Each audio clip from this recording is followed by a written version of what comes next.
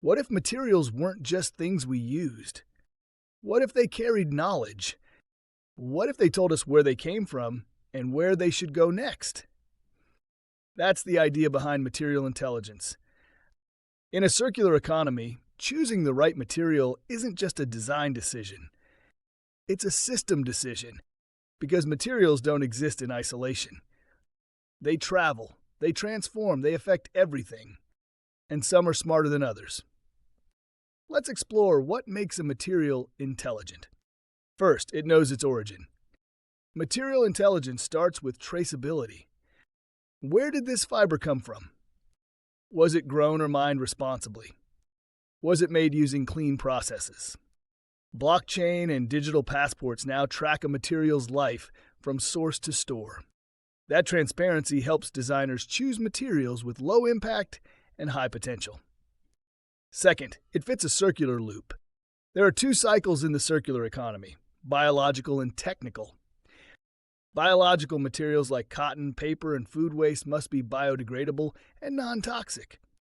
Technical materials like metals, plastics, and electronics must be durable, recoverable, and separable. The smartest materials know which cycle they belong in and stay in it. Mixing the two creates confusion and contamination. Think plastic-coated paper cups, impossible to recycle, bad design.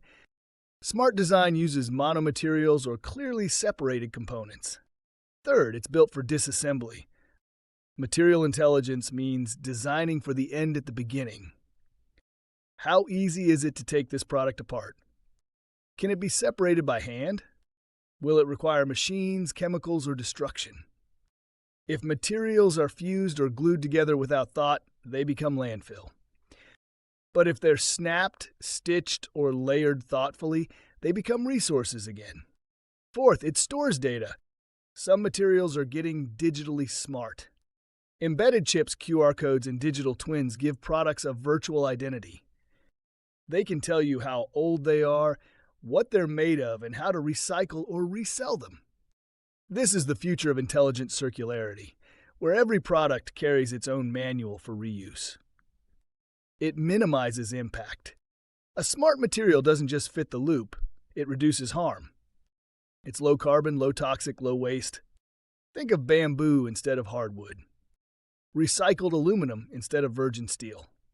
Or mycelium instead of plastic foam. Material choice is one of the most powerful levers in circular design, because it affects everything, from emissions to ecosystem health to worker safety. Let's look at real-world examples. Adidas uses ocean plastic to make high-performance shoes, keeping waste out of the water. Patagonia tracks every fiber in its clothing and shares the data openly. Apple redesigned its iPhone assembly to separate magnets and metals easily, improving recoverability.